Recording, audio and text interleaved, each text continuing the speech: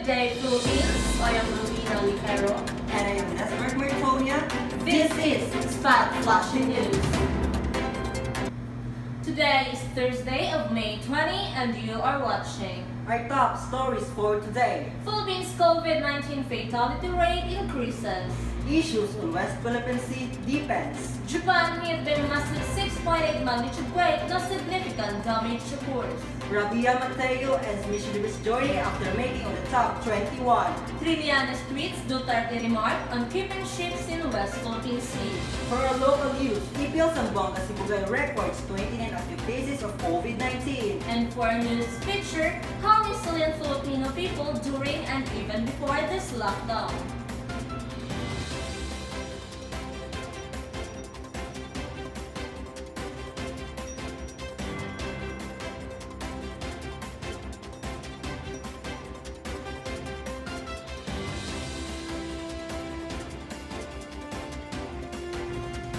While the world still battling the colossal change because of coronavirus disease pandemic, the Philippines fatality rate increases. Surai de Bacto has the news. The Philippines now has 1,143,963 confirmed COVID-19 cases after the Department of Health reported 5,790 new cases on Sunday, May 16, 2021.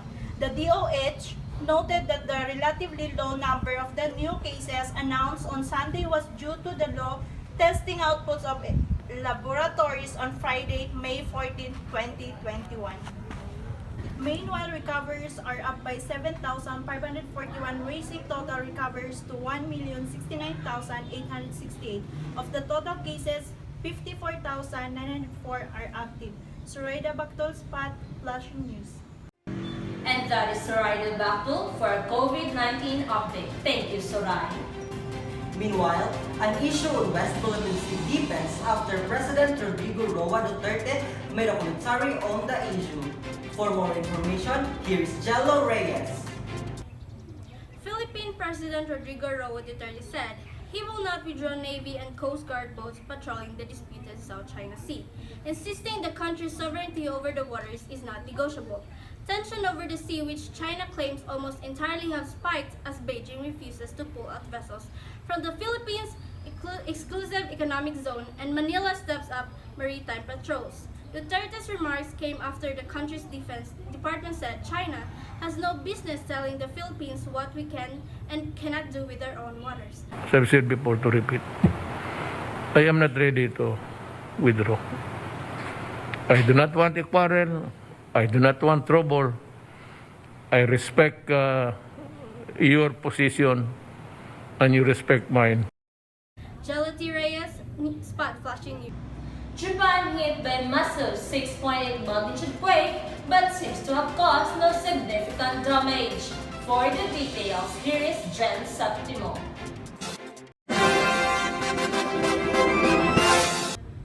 A large quake of magnitude 6.8 struck northeast Japan this morning, but seems to have caused no significant damage or injuries, thanks to the country's excellent building standards and preparedness for the large quake. No tsunami alert was issued. Fortunately, the quake was too deep and the mechanism of the faulting that occurred did not trigger any significant wave. Along a 100-kilometer stretch of the coast near Sendai, people experienced strong shaking. Beyond the area of strong shaking, it was felt more lightly in up to several hundred-kilometer distance over large part of Japan. Our monitoring service received numerous reports from people all over Honshu who felt it within minutes after the quake struck. Most people describe horizontal ground movement that lasted 10 to 20 seconds, depending on the earthquake waves that reaches the country's interior. This is Jen Septimo, Spot Flashing News reporting. Up next, our Miss Universe Philippines Rabia Mateo ends her Miss Universe journey after making on the top 21. And Trillanes twists Duterte remarks on keeping ships on the West Philippine Sea. Only here on Spot Flashing News.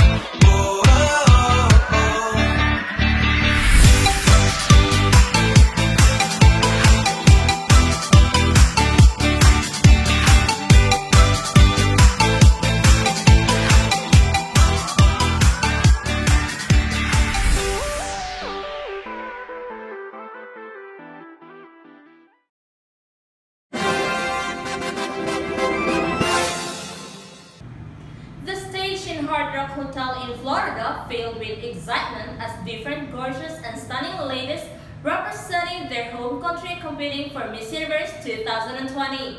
Proud Filipino sport are Miss Universe Philippines Rabia Mateo after making in top 21.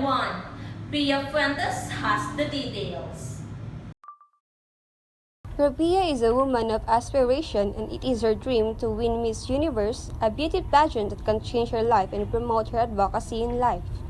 A few Filipinos feel disappointed in her for not using the crown during the national costume. However, they must appreciate Rabia Mateo's confidence and courage in her dream to win. Miss Universe competition is a tough contest to join.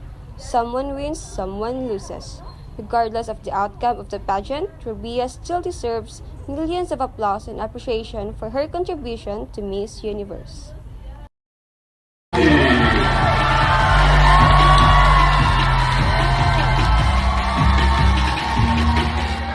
Up next, we have Poland. Philippines! Whether she wins or not, she still wins all real Filipinos' heart. She deserves appreciation and love as she represents the whole Philippines. This is PMA de Gracia Fantas, Spat Flashing News. Trillanes tweets Duterte remarks on keeping ships on West Philippine Sea. For more information, here is Naisa Jelani. Former Senator Antonio Trillanes IV on Saturday dismissed as another jet ski scam.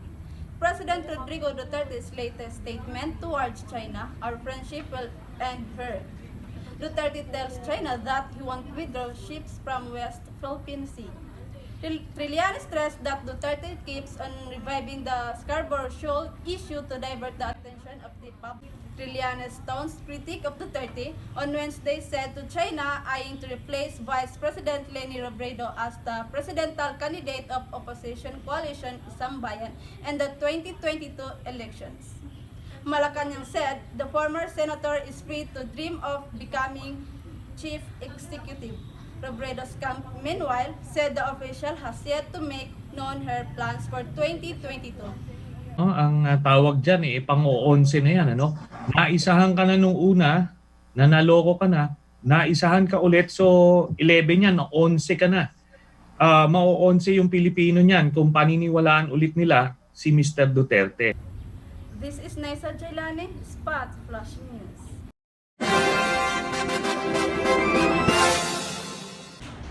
Thank you, Naisa.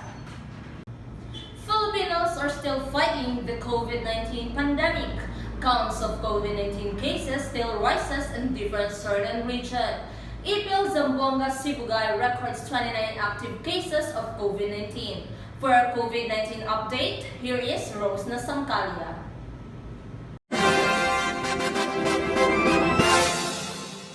As of now, May 19, 2021 at 1 o'clock in the afternoon, there are 29 active cases of COVID-19 in Ipil Zamboanga Sibugay posted on Facebook page of the said municipality. According there to new 8 cases added 193 recovered, 3 deaths, and the total of 29 active cases. The Governor Palma was extended the MGCQ from May 15 to May 30 in the said municipality to avoid increased COVID-19 cases. It is good for everyone to stay at home. If there is important matter to do, always wear a mask, face shield, and observe social distancing. This is Rose Nasamkalia, Spot Flashing News.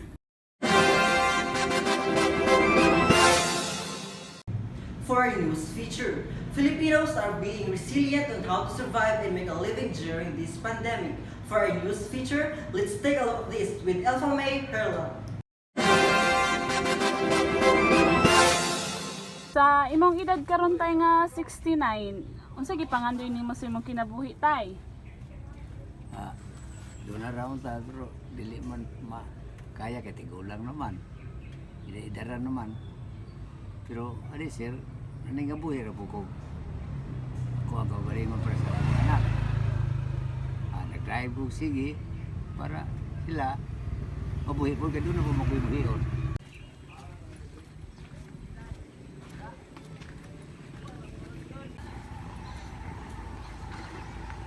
It is actually a 2 minutes walk from a town of Ipil, and now we have reached our destination.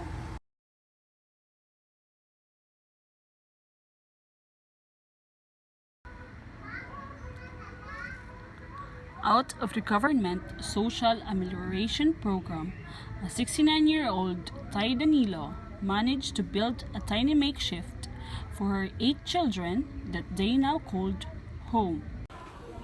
There are 29 confirmed cases of COVID-19 in Ipil, Zamboanga, Sibugay.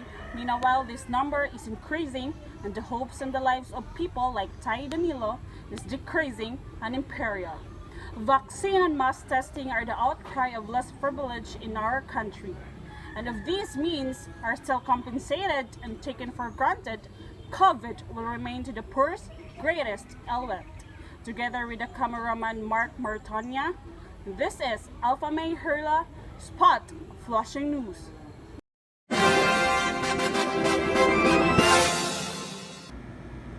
And that's all for today for the hottest, latest, and credible news. We have 30 days to go to express and cherish the value of our special and heroic man in our life as we celebrate the Father's Day. We are the anchor person for this event. I am Rovina Ligero. And I am Nesberg Martonia. This is Spot Flashing News. Good day.